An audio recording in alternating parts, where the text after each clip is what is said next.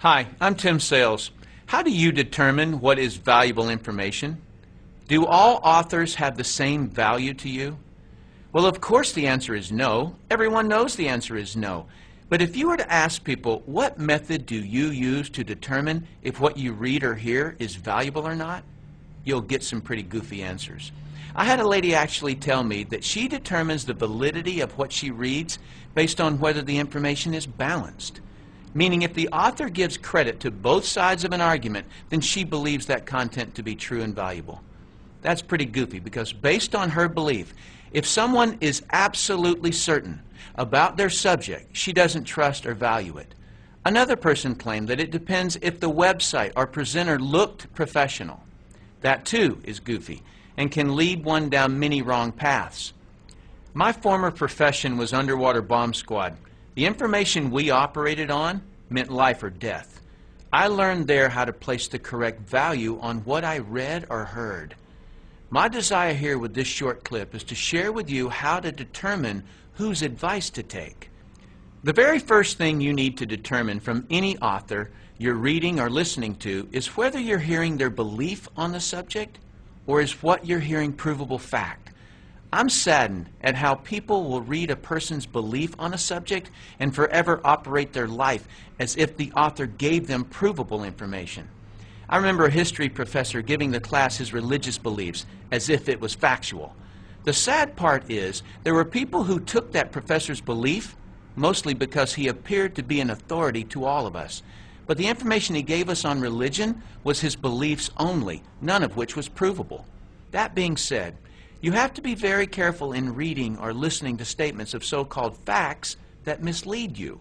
As an example, I recently read, your odds of making big money in network marketing are lower than winning at gambling in Las Vegas. Well, factually, the highest odds you can get in Las Vegas is the roulette table at slightly under 50-50 odds. So the author's statement is true. But how the author tricked you was by implying that making money in network marketing is based on odds or chance. It's not. It's based on performance. So the whole statistic is actually irrelevant. Had the author actually succeeded in network marketing, he would have known this. The author also tricked you by taking the statistic out of context. The author didn't tell you that no business venture in the world will give you those same 50-50 odds. There is no money-making concept in the world where 50% of the people who try it make big money. So, while his statement sounded factual, it was misleading. But probably the most helpful concept I can teach you is that there are three types of authors of content. Just so you know, my use of the word author includes both written and spoken communication. Here are the three types of authors: those who have never done it, those who have done it and failed, those who have done it and succeeded. Author type number one are authors who have never done what they're writing or talking about. Newspapers, magazines, television writers, and reporters rarely have done what they're writing or talking about. Their information comes from hearsay and as an outsider looking in. Many attorneys, professors, parents, and in-laws give advice on subjects they've never done. The majority of the books at the bookstore are from authors who have never done what they're writing and talking about. They can write or speak about it, but cannot succeed at doing it. Their advice is rarely sound because it's based on invention, another person's information, or hearsay. This problem is compounded when an author simply repeats something they heard from the media. Now there are two layers of people who can't do what it is they're talking about, but think they know something about it. Authors who have never done what it is that they're writing about or who have never succeeded at it cannot possibly place the correct importance on the subject. You can always identify authors who have never done it because their content is slightly or grossly off the correct subject. As an example, I read a web article claiming that multi-level marketing success was mathematically impossible. Do you see what I mean about authors writing about what they've never done? He completely missed the subject. And as for his mathematical theory, that's like claiming that it's scientifically impossible for a bumblebee to fly. Has it ever occurred to that author to just look? The MLM industry sells $109 billion worth of products and thousands of people earn millions of dollars. Plus the oldest MLM company is still growing.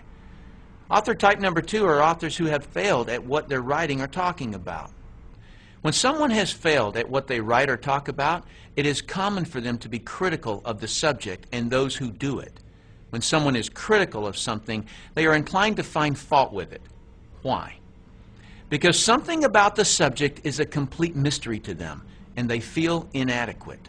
They obviously couldn't figure out some part of it, and they quit before they ever found out. Take, for example, a person who wanted to be a real estate investor but failed at it. He will project his negative experience onto whatever he writes or says about the business. He'll typically write and talk about what's hard, wrong, or dangerous about real estate. Why? Because he never figured it out, and someone who succeeds at it proves his inadequacy on the subject of real estate. His worst nightmare is people succeeding at real estate investing. His negativity may focus on the aspect of real estate investing that caused him to fail, but more than likely he doesn't know why he failed. So he tries to make everything about real estate wrong, including anyone who does real estate. Just a warning, on every subject there are more people that quit at it than people who succeed. So you may find much more negative information about your subject than positive information. Do not take advice from authors who have quit at what they write or talk about. They are resentful and do not want you to succeed where they failed. Others' success only proves their inadequacy. They may claim that they only want to protect you, but in reality, they only want to protect themselves from a sense of failure by preventing you from trying and succeeding. Author type number 3 are authors who have succeeded at what they're writing and talking about. If an author has succeeded at what they are writing or talking about, they are a valuable asset to you, and their advice is worth listening to. They know what is important and what is not important about the subject. If you hear information from author type 1 or 2 that concerns you, ask author type 3 to explain it to you. They will be able to explain things and categorize the information so that it's logical. Please note that there is a vast difference between someone who has been successful at their subject and someone who has been merely educated about it. Just because a person has studied a subject or has been doing the subject for 20 years doesn't mean they can successfully do it. A beautician can study all about hair. That doesn't mean she can cut hair to her client's satisfaction. A psychiatrist may have been able to listen to her teachers and may have been able to read the required textbooks and may have even been able to pass the state board examination on the subject. But can she fix another person's problems? If she can't, don't take her advice. A student who has been educated on a subject has only proven that she can be a successful student. She has not proven that she can successfully perform in the subject. The person you should accept advice from on a subject you're researching is the person who has gotten the results you desire. If you want to succeed, take the advice of those who have been successful. In conclusion, the easiest advice in the world to give or receive in business or money-making ventures is don't do it. But keep this idea in your mind about money. The most amount of money you'll ever lose is the amount you'll never make. Let's say you're looking at a business where you can make $1 million a year that requires an investment of a few $1,000s. There are people making that amount in the business you're researching, but someone gives you the simple advice of don't do it. So you don't. You may think you saved a few $1,000s, but what you really lost was $1 million a year. The cost of that poor advice you took was way more expensive than the few $1,000s you saved. If you read a website or listen to someone that is recommending you not do a particular business, just ask them for a better alternative where the same return is available. And of course, don't take their advice unless they've succeeded in the business they're recommending. I personally do not have a stake in what you choose to do in network marketing. But being someone who has been financially successful, it's heartbreaking to me how many people are stopped or derailed by some author who doesn't know what they're talking about and shouldn't be giving advice on something they haven't been able to succeed at. Thanks for watching this clip. I hope this information helps you to determine whose advice to take. I'm Tim Sales.